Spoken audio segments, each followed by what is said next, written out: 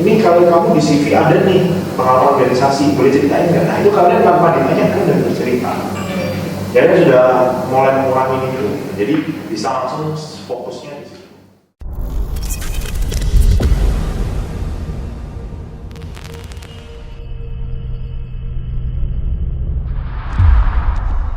Halo semuanya, selamat datang di Agricast, Agribisnis Podcast. Kembali lagi bersama saya Namira Salsabila sebagai host di Agribisnis Podcast episode kedua ini. Dan untuk episode kedua ini kita akan membawa tema tentang career preparation with Nutrifood. Nah, di sini sudah hadir bersama saya narasumber yang gak kalah keren daripada episode sebelumnya. Di sini udah ada Kak Dionisius Novan Andrianto. Halo Kak. Halo. Ini dipanggilnya Kak Novan atau Kak Dio? Kalau di sini sih biasanya manggilnya Kak Dion. Kak Dion. Gitu. Kalau di kantor baru Kak Novan. Iya. Gitu. Terserah sih mau yang mana. Yang penting jangan sayang aja. Aduh. Oke, mungkin Namira panggil Kak Dion aja ya, boleh, Kak ya. boleh. Nah, sebelumnya Namira tuh udah sempat lihat-lihat nih Kak ya.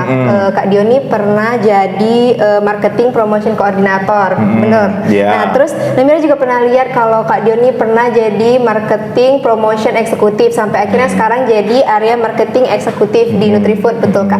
Nah, berarti Kak Dion nih emang suka di bidang marketing gitu ya Kak? Kebetulan sih sebenarnya itu satu apa ya, bisa dibilang ya kayak satu jabatan lah di Nutrifood, memang itu sama gitu. Cuman sekarang itu dari marketing promotion kebetulannya berubah namanya di area marketing aja gitu. Hanya yang membedakan sebelumnya sih hanya areanya saja. Oh, gitu. Nah, sebelum dari masuk ke bidang marketing ini, Kak Dion nih sebelumnya udah pernah nyoba masuk ke bidang lain belum, atau emang dari dulu emang ngejarnya ke marketing gitu? Sebenarnya saya basicnya dulu itu communication.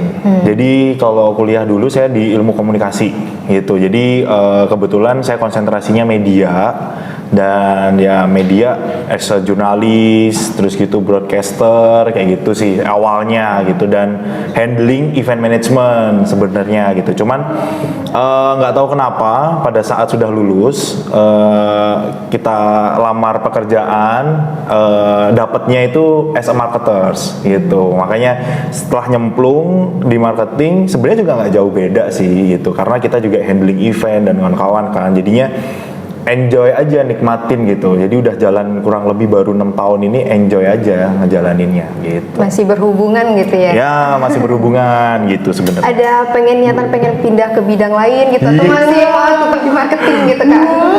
Saya takut jawabnya. Sebenarnya sih gini sih, bukan pengen pindah kerjaan yang lain. Cuman kebetulannya saya di Nutrifood itu kita difasilitasin banyak sekali istilahnya kayak mau nyoba kerjaan yang lain itu juga bisa gitu. Jadi kayak sekarang pun kalau saya di area marketing, sebenarnya saya itu juga bantuin as a people development-nya Nutrifood, tapi khususnya di divisi saya gitu. Jadi secara nasional saya membantuin untuk people development gitu. Jadi kan sedikit bertolak belakang kan sama area marketing gitu kan. Nah, di people development ya itu aku bantuin orang-orang yang ada di area marketing untuk bertumbuh, belajar hal yang baru, upgrade skillnya kayak gitu. Berarti itu lumayan fleksibel gitu. Iya, benar. Tetap role-nya itu tetap di marketing gitu. Nah, kemarin waktu Kak Dion jadi fresh graduate nih ya, waktu mempersiapkan karir itu apa aja yang Kakak siapin? Nah, yang saya siapkan adalah saya kuliah dulu. Iya, bener dong, ya kan. Iya, kalau nggak kuliah kan kita nggak ini ya. Ya meskipun bisa, tapi kan lulusannya SMA jadinya. Yang perlu dipersiapkan sih sebenarnya cukup banyak. Sebenarnya itu yang kita persiapkan pada saat kita mau kerja ataupun kita mau setting career planningnya kita, itu bukan pada saat kita sudah lulus. Tapi sebelum Justru pada saat kita mau kuliah, nah itu kita sudah setting career planningnya kita. Itu kebetulan saya itu sudah setting career planning saya itu mulai SMA. Jadi waktu itu saya kelas 1 gitu. Jadi kebetulan di sekolah saya itu ada sebelum penjurusan, kalau nggak tahu ya sekarang gimana, kalau zaman saya dulu itu ada penjurusan IPA, IPS ataupun bahasa gitu. Dan di situ sebelum itu kelas 1 kan kita belum ada penjurusan sama sekali waktu zaman saya. Nah itu kita itu ada sedikit ada bantuan tes gitu. Jadi tes dari psikolog, kita itu sebenarnya minat dan bakatnya itu ada di mana gitu. Nah pada saat tes itu ternyata kok ada satu sinkron gitu, karena saya orangnya juga cukup aktif, makanya saya setting planningnya itu memang dari udah jauh-jauh hari. Saya pengen nanti kerjanya kayak gini gitu. Dan saya juga concernnya ikut kegiatan organisasi pun juga seperti itu gitu. Yang memang saya concernin gitu. Jadi sebenarnya hal yang pertama itu adalah untuk setting career planning itu nggak setelah lulus kuliah, tapi sebelumnya. Pada saat proses. Bener. Jadi kalau misalkan nih Namira sekarang semester berapa? Semester 3. Nah, mumpung belum terlambat, bener kan? Iya, betul. Daripada nggak sama sekali, mulai dari sekarang sudah disetting gitu. Jadi istilahnya Namira nanti pada saat mau lulus, pengen kerjanya jadi apa gitu. At least kalau misalkan nggak se-inline dengan agribisnis misalkan, hal yang lain it's okay. Kan banyak hal lingkup ruangnya yang bisa diambil. Kayak misalkan contoh Najwa Shihab, basicnya dia apa? Hukum. Iya. Tapi kenapa kok dia jadi broadcaster? Gitu. Tapi sebenarnya dia broadcaster pun juga tentang politik dan kawan-kawan kan, dia masih bisa se-inline gitu. Jadi ada banyak hal yang bisa dipersiapkan gitu. Jadi kalau misalkan Namira sekarang ini jadi MC di podcastnya Agribisnis, sebutnya apa podcast? Agricast. Nah di Agricast, who knows nanti setelah lulus nanti ngelamarnya siapa tuh jadi reporter atau misalkan jadi apa kan bisa juga ya, gitu mungkin, ya. Ataupun jadi jurnalis gitu, jadi kan bisa juga gitu, bisa seindah. Jadi memang dari sekarang itu harus dipersiapkan sebenarnya gitu. Nah terus yang kedua, setelah kita persiapkan, aktif-aktiflah untuk berorganisasi sebenarnya.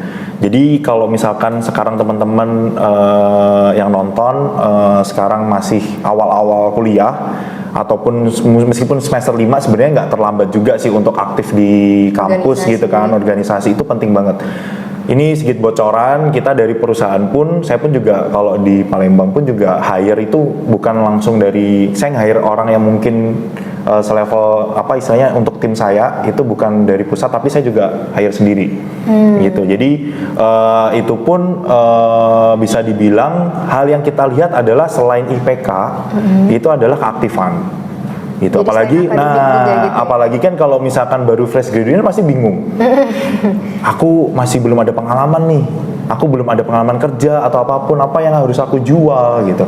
Yang kalian jual itu adalah sebenarnya ya organisasi. Kayak misalkan sekarang ini Namira sama teman-teman yang lain as a team sekarang buat podcast untuk organisasinya. Nah, itu nanti bisa kalian ceritain sebenarnya.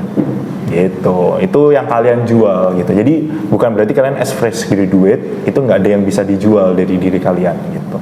Makanya aktif-aktiflah ikut organisasi, itu penting gitu. Nah kalau misalkan nih teman-teman yang mungkin baru tahu ya, kalau misalnya buat preparation karir itu dimulai dari sebelum kuliah gitu ya, mungkin dia baru sadarnya setelah dia udah lulus gitu. Itu kira-kira ada tips atau apa gitu Kak buat supaya menjawab pertanyaan dia, gimana caranya membantu dia buat preparation karirnya? Nah yang kalau untuk itu berarti teman-teman harus tahu dirinya sendiri. Jadi istilahnya apa sih kelebihan yang aku punya gitu. Jadi makanya itu sih sebenarnya kalau misalkan teman-teman nggak aktif atau teman-teman nggak punya apa ya istilahnya ya, skill, meskipun nggak diasahnya dalam kampus tapi di luar komunitas, join komunitas dan kawan-kawan, itu juga bisa dijual gitu. Jadi istilahnya harus tahu dulu diri sendiri masing-masing. Apa kelebihanku, apa yang bisa aku jual di tempat aku yang lamar kerja gitu. Dan yang paling penting adalah setelah tahu diri sendiri, jangan sembarangan apply. Mungkin tebar CV di beberapa perusahaan itu oke lah gitu. Tapi kalau saran saya sih, saya lebih saranin adalah yang memang teman-teman concern gitu. Jadi kayak misalkan teman-teman concernnya adalah event management, create event, ya udah apply di marketing gitu. Atau misalkan apply as mungkin join di event organizer atau apapun gitu. Atau misalkan sekarang Namira as a MC, podcaster gitu kan, nanti apply-nya di radio misalkan as announcer atau apapun, itu juga jadi bisa dibilang tuh masih bisa se-inline gitu. Jadi harus tahu dirinya masing-masing gitu. Lalu yang kedua adalah explore pekerjaannya yang apa yang menjadi memang sudah diinteresin gitu. Jadi apa sih yang dibutuhkan, kriteria apa yang dibutuhkan gitu. Kalaupun mungkin aduh aku sedikit nih, aku kurang ini doang, aku pengen belajar, ya udah kalian silahkan belajar dulu, latih kemampuan kalian biar bisa dibilang biar sesuai yang dibutuhkan sama perusahaan. Karena kalau misalkan kalian teman-teman cari pekerjaan itu sama aja kayak kalian cari jodoh. Gitu. Jadi kalau misalkan ditolak di perusahaan A, kalian jangan sedih gitu, karena itu berarti bisa dibilang jodoh kalian belum di situ. Gitu, kayak misalkan saya kan komunikasi. Saya sebenarnya kan konsentrasi media dan saya apply di beberapa media sebenarnya. Tapi nggak ada yang kepanggil juga. Dapatnya di Nutrifood malahan. Justru mungkin secara passion saya, hobi saya malah masuk. Gitu. Karena di Nutrifood saya bisa keliling Indonesia. Gitu. Jadi nggak harus ngikutin teman-teman gitu ya. Bener. Ngikut-ngikutin kalau misalkan kerjaan di sini tuh enak, kerjanya gajinya gede segala macam tuh nggak harus ya kan? Ya sebenarnya harus. Kalau misalkan masih fresh graduate, kalian ya bisa dibilang kalau ngincer gaji belum kayak. Ya bukan, maksudnya pastilah. Mungkin kalau ngincer gaji pasti. Kalian kan udah kerja effort sebagaimanapun kan harus istilahnya feedbacknya, haknya kalian kan harus sesuai. Cuman yang paling lebih penting adalah kalian dapat pengalamannya terlebih dahulu. Gitu sebenarnya. Jadi biar kalian ada hal yang mungkin bisa dijual nanti untuk next perusahaannya kalau misalkan kalian nggak cocok dengan perusahaan pertama. Gitu. Nah tadi sebelumnya Kak Dion ini udah bahas tentang CV ya Kak, sempat ngomong tentang CV. Nah masih banyak loh sebenarnya di luar sana tuh yang masih belum tahu tuh Kak CV tuh apa sih gitu, kayak resume tuh apa sih gitu. Mungkin Kakak bisa sedikit jelasin CV tuh apa, terus perbedaan antara CV sama resume tuh apa. Gitu. Sebenarnya kurang lebih sih tipikalnya sama gitu. Cuman kalau untuk perusahaan pasti yang dibutuhkan adalah kurikulum vitae si CV itu. Jadi istilahnya itu melingkupin CV itu adalah bisa dibilang apa ya? Kalian bisa menceritakan diri kalian tanpa kalian bercerita, tapi dalam berupa tulisan gitu. Tapi isinya adalah yang jelas tentang diri kalian. Itu yang pertama. Lalu yang kedua itu adalah tentang bisa dibilang skill yang kalian punya. Baru yang terakhir adalah bisa dibilang kayak achievement. Kalian sempat punya achievement apa gitu. Jadi kalaupun di CV, saran saya pun sebenarnya kalau untuk nulis CV jangan semua apa yang kalian pernah lakukan itu dimasukkan ke CV. Concern aja sama kayak misalkan perusahaannya memang kalian tuju gitu, misalkan marketing gitu. Kalian ada nggak pengalaman as a marketing? Jadi cuma di poin marketingnya aja gitu, jangan yang lainnya dimasukin juga gitu. Yes, bener. Jadi misalkan nih kalau kalian mau lamar marketing gitu, tapi kalian ternyata hobinya dan skillnya kalian misalkan olahraga basket. Nggak nyambung. Nggak nyambung kan Nggak gitu. nyambung. Nah itu jadi bisa tapi berbeda cerita kalau misalkan kalian punya hobi basket, tapi kalian masuk di UKM basket, lalu kalian buat kegiatan perlombaan basket dan kalian misalkan jual event itu. Nah itu kan jadi beda cerita gitu. Jadi istilahnya kalian ya memang marketing, tapi kalian memarketingkan event kalian gitu. Nah itu mungkin bisa diceritain gitu. Kayak misalkan aku bagian sponsorship di kegiatan ini gitu. Job deskku seperti ini. Nah itu diceritain di CV gitu. Sebenarnya seperti itu sih kalau untuk di CV. Dan lebih bagusnya kalau untuk di CV itu jangan terlalu banyak tulisan berkata-kata gitu, tapi poinnya aja. Jangan terlalu dirangkai-rangkai gitu ya. Yes, bener. Kalau misalkan skill aku punya skill misalkan Adobe Photoshop misalkan gitu. Ya udah kalau misalkan kalian buat range 1 sampai 5, kalian ada di poin berapa gitu. Jadi biar lebih enak gitu dilihatnya. Nah, sebenarnya banyak banget ya kan yang suka lihat di TikTok tuh pertebaran kamu tuh gagal masuk perusahaan ini karena CV kamu nggak benar gitu. Nah, kira-kira komponen yang tepat yang ada di dalam CV itu komponennya apa aja? Oke. Elemen-elemennya gitu. Sebenarnya gini, sekarang dunia kan udah digital ya. Kalau zaman dulu saya masih merasakan saya cetak CV, saya print itu CV, terus itu saya keliling juga, saya masih merasakan gitu. Cuman kalau yang sekarang itu mungkin perusahaan udah semakin canggih, daftarnya itu pun juga nggak upload CV. Mungkin ada beberapa yang upload CV gitu, cuman ada yang istilahnya udah ngisi form poin-poinnya, nah itu udah langsung terintegrate. Nah jadi istilahnya langsung bisa kebaca gitu.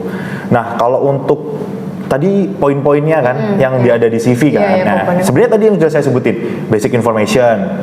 Itu jadi dari diri kita siapa namanya, lalu kelulusannya apa, dari mana, lalu IPK-nya juga berapa, itu dijelasin aja di situ gitu. Lalu educational background kalau untuk pendidikan jangan sampai dari SD atau dari TK, tapi yang paling terakhir aja. SMA gitu atau kuliah? SMA nggak terlalu sih, mending dari kuliah aja. Kalian jurusan apa, IPK berapa, lulus mungkin berapa tahun juga, itu juga lumayan gitu. Itu lalu juga kalian ada pengalaman organisasi nggak? Gitu. Jadi sekarang joinnya di mana, Namira? Organisasi di Hima seperti. Nah, itu nanti diceritain. di situ sebagai apa? Gitu. Di situ job desk-nya ngapain? Gitu. Di situ dari job desk itu bisa dibilang achievement itu nggak harus ini ya. Achievement itu tuh nggak harus ada sertifikat dan kawan-kawan nggak. Gitu. Jadi kayak misalkan, oh Namira as a sponsorship, aku harus cari misalkan dana 50 juta dan aku dapatnya itu 80 juta. Misalkan, nah itu diceritain, itu justru malah lebih bagus. Achievement itu nggak melulu istilahnya kamu dapat piala, dapat sertifikat, dapat apa gini nggak. Nggak harus ada yang bukti kayak gitunya banget ya. Yes, gitu. Jadi kayak misalkan sekarang nih podcast gitu, Namira podcast.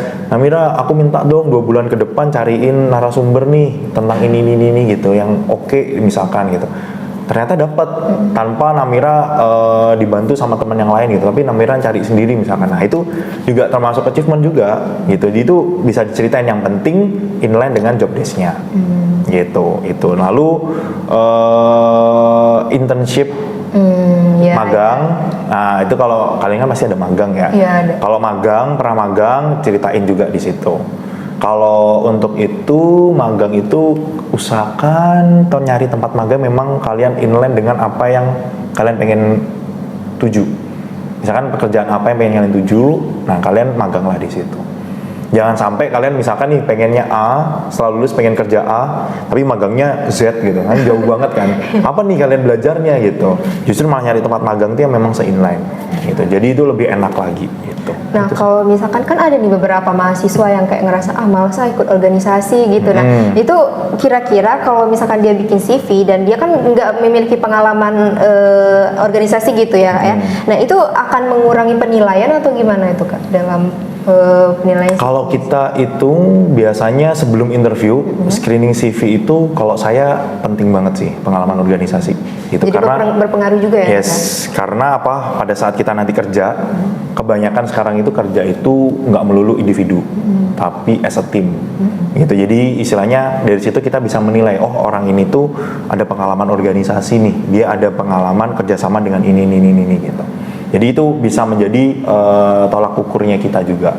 Gitu. Jadi kalau misalkan, karena ada banyak case yang IPK-nya bagus nih, IPK-nya bagus, anaknya pinter dan kawan-kawan, tapi dia nggak ada soft skill-nya terkait itu, leadership nggak ada dan kawan-kawan, ya kita nggak akan pakai.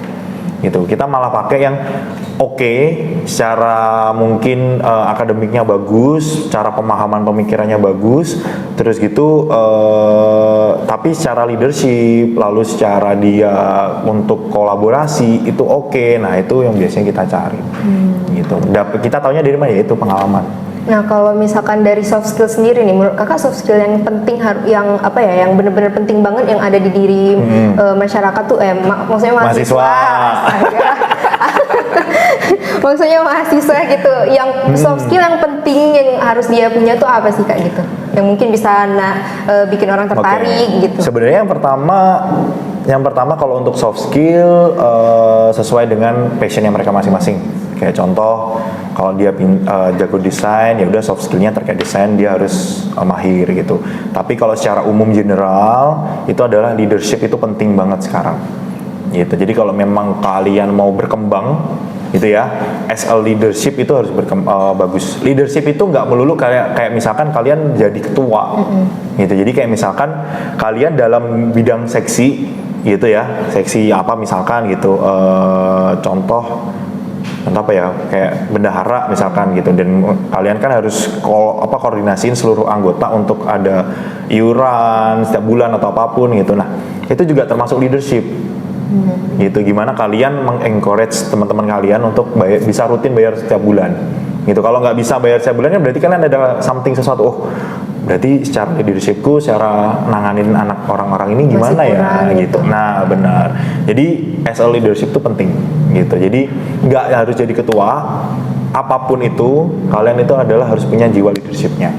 Itu leadership antar divisi, kalian kan pasti harus ada koordinasi gitu. Nah, Mira misalkan sekarang SMC gitu kan pasti butuh kamera yang nyediain siapa, ini siapa gitu. Mas Yoga ini buat ini kayaknya butuhnya ini dia lebih bagus gini. Nah, itu termasuk leadership gitu. Oke, nih kalau misalkan udah selesai bikin CV nih Kak, biasanya kan akan dipanggil interview gitu. Nah, mungkin Kak Dian bisa kasih tips sedikit untuk interview tuh gimana sih yang benar gitu, yang mungkin bisa membantu lah ya supaya bisa keterima gitu. Mungkin sebelum interview ada satu hal yang mungkin bisa takutnya kelewat, itu pada saat kita misalkan kirim CV tapi by email. Nah, ini pengalaman saya banyak banget. Saya dapat email pada saat saya buka lowongan teman-teman mahasiswa, email cuman kirim CV, just CV doang, badan email nggak ada. Nah, itu jangan sampai gitu. Jadi kalau misalkan meskipun kalian melampirkan surat keterangan, kayak misalkan kalian keterangan mau ngelamar di situ, bukan CV ya, surat keterangan ya, tapi di badan email itu kalian wajib untuk menuliskan badan emailnya. Gitu. Jadi yang kayak misalkan kepada yang terhormat, HRD kayak gitu kan, melalui informasi ini saya dapatkan dari sosial media terkait lowongan ini di perusahaan Bapak atau Ibu ini saya mau melamar ini, karena itu saya lampirkan ini. Nah, di badan email itu penting. Gitu. Itu salah satu bentuk kita juga respect sama tim HR-nya perusahaan tersebut gitu. Itu yang pertama. Nah, kalau misalkan sudah kepanggil interview, nah hal yang paling harus pertama kali dilakukan adalah saya sangat respect sekali sama orang-orang yang on time. Gitu. Jadi misalkan kalau misalkan kalian udah kepanggil interview jam 9 datang ya untuk interview di kantor saya gitu. Jangan sampai kalian datangnya itu jam 9 pas. Sebelum dari jam. Kalau bisa sebelum 10 menit atau 15 menit sebelum. Apalagi kalau misalkan kalian nggak tahu tempatnya. Nah, itu kalau lebih bagus 30 menit itu sudah kalian ada di situ. Ya, jadi bisa survei tempatnya dulu. Benar gitu. Nah, hal yang paling menarik adalah kalau misalkan kalian interview udah datang sebelumnya, kalian kan duduk tuh biasanya di lobi. Kalian tuh bisa tahu sekitar-sekitar gitu, kalian bisa mengamati juga. Jadi kayak datang itu jangan cuman diem doang main HP gitu. Udah duduk aja tapi lihat aja sekelilingnya. Oh, perusahaan ini tuh culture-nya seperti ini gitu. Jadi culture perusahaan itu tidak melulu kayak kita harus searching di Google atau misalkan kita dikasih tahu oh culture-nya seperti ini. Tapi dengan datang langsung ke kantor, kita bisa tahu culture perusahaan tersebut kayak gimana. Gitu. Jadi pertama on time. Terus yang kedua adalah pakai pakaian yang rapi. Gitu, jangan sampai kaos, jangan sampai ini kayak gitu. Terus pada saat interview pasti yang kalian bingungkan adalah pertanyaan apa sih yang paling sering muncul? Iya betul. Kira-kira cara jawabnya nah, gitu saya kasih tahu tips satu aja ya untuk awalannya biar kalian enak. Kalau kalian misalkan ada pasti HR itu atau interviewers kalau misalkan menanyakan, coba dong ceritakan tentang dirimu. Gitu. Kalian jangan menceritakan yang ada di CV. Oh ya, karena udah dibaca ya. Ya, karena udah dibaca. Tapi kalian bacakan, kalian ceritakan diri kalian yang di luar CV atau mempertegas di dalam CV tapi untuk yang lain. Gitu kayak misalkan, jadi jangan sampai kayak misalkan kalian ceritanya itu kayak gini. Perkenalkan nama saya Denisius Novan, saya lahir tanggal 23 November 1993. Di sini saya lulus ini, itu udah tahu semua di CV itu udah tahu. Gitu. Jadi kayak misalkan perkenalkan Bapak, nama saya Denisius Novan, saya merupakan orang yang tanggung jawab ini dan saya juga memiliki pengalaman di bidang marketing. Misalkan nih aku apply-nya marketing ya, saya mulai marketing pada saat saya dulu waktu di kuliah. Saya ikut organisasi di sini, saya mendapatkan job desk sebagai tim sponsorship. Lalu saya juga mencari dana sponsor, sebenarnya itu di angka 30 juta, tapi ternyata saya sanggup untuk memenuhi itu di angka 50 juta. Gitu. Dan itu bisa membantu event tim saya pada saat itu berjalan dengan sangat baik sekali. Gitu. Berarti menjelaskan dari poin-poin di CV itu ya. Jadi bisa kalian ceritakan, oh anak ini punya pengalaman gitu. Biasanya kalau sudah seperti itu, interviewer itu akan langsung memberikan study case. gitu. Jadi bisa dibilang tahap pertama itu kalian sudah bercerita. Mungkin pertanyaan kedua setelah perkenalan diri tuh mungkin ada pertanyaan, ini kalau kamu di CV ada nih pengalaman organisasi, boleh ceritain nggak? Nah itu kalian tanpa ditanya kalian udah bercerita. Kalian sudah mulai mengurangi itu gitu. Jadi bisa langsung fokusnya di situ. Langsung tanya, oh gimana caramu dapat 30 juta? Nah kan langsung bercerita, kamu bisa detail gitu. Apalagi kalau kalian pinter untuk baca psikologi orang gitu ya, itu kalian bisa mengarahkan pertanyaannya nanti seperti apa, itu malah justru malah lebih bagus. Kalian sudah prepare gitu. Berarti emang harus bener-bener disiapin banget gitu ya, Kak? Bener. Dan jangan sampai kalian kayak misalkan habis itu diem gitu, jangan sampai gitu. Anggapannya adalah pada saat kalian mau daftar organisasi, kalian pasti kan ada tahapnya adalah mungkin ada CV, lalu juga ada interview juga kan, gitu. Kenapa kok kalian memilih organisasi ini? Sama aja, kenapa kalian memilih perusahaan ini, gitu. Nah itu kalian juga harus jawabannya harus bisa dibilang diplomatis, tapi juga harus jujur tegas juga, gitu. Kayak misalkan saya memilih perusahaan ini Pak dikarenakan saya memiliki passion terkait marketing. Dan setelah saya survei di beberapa tempat dan saya juga punya rekanan yang ada di dalam perusahaan Bapak, ternyata ini bisa membantu untuk meningkatkan soft skill saya terkait marketing gitu. Nah jawabnya contoh-contohnya seperti itu. Nah tadi kan kakak udah bilang nih ya Kak, kalau dalam career preparation tuh juga dibutuhin pengalaman magang gitu. Nah Namira denger-denger nih Nutrifood lagi buka magang ya Kak? Bener. Mungkin bisa dikasih tahu sedikit info mengenai magang yang ada di Nutrifood gitu. Ya sebenarnya Nutrifood itu kita ada beberapa jalur magang gitu ya. Jadi yang pertama itu memang Nutrifood secara langsung nasional, teman-teman magangnya langsung di kantor pusat. Itu cuman kalau untuk case pandemik sekarang kita kebetulan kerjasama sama Kemendikbud gitu. Jadi kalau teman-teman tahu kampus Magang Merdeka, nah kita memang udah kolaborasi dengan Kemendikbud. Jadi untuk mahasiswa yang keterima magang di Nutrifood lewat kampus Merdeka itu bisa dikonversikan ke SKS. Benar. Kurang lebih SKS-nya berapa ya? Aku lupa sih. Jadi yang penting dikonversikan jadi SKS gitu. Jadi teman-teman nggak rugi gitu. Dan teman-teman magang kurang lebih 5 bulan gitu. Kurang lebih 5 sampai 6 bulan dan langsung di istilahnya mentoringin langsung sama expertise-nya di Nutrifood gitu. Dan semester 2 ini kita buka istilahnya lowongan untuk magang. Kita bukanya sampai 31 Juli. Gitu. Jadi kalau teman-teman ada yang mau magang, ada yang mau magang, ya tangganya. ada yang mau magang. Ini di belakang ada orang nih sebenarnya, ada 500 orang ini sebenarnya di belakang. Oh, banyak ya. Ada 500 orang. Jadi kalau misalkan mau magang di Nutrifood bisa, kita buka sampai 31 Juli gitu. Jadi kebetulan memang setiap tahun kita buka gitu. Kita mulainya itu di tahun lalu semester 2. Lalu di semester 1 kemarin kita juga ada lagi. Dan di semester ini di Palembang pun juga ada slot untuk magang sebenarnya lewat kampus Merdeka gitu. Jadi teman-teman benefitnya banyak banget, bisa pengalamannya marketing, hal yang lain pun juga teman-teman dapetin tergantung dari concernnya teman-teman. Terus itu juga nanti dapat benefit juga dari kementerian langsung. Nah ini tadi kan kakak bilang kolaborasi sama KMM ya Kak ya?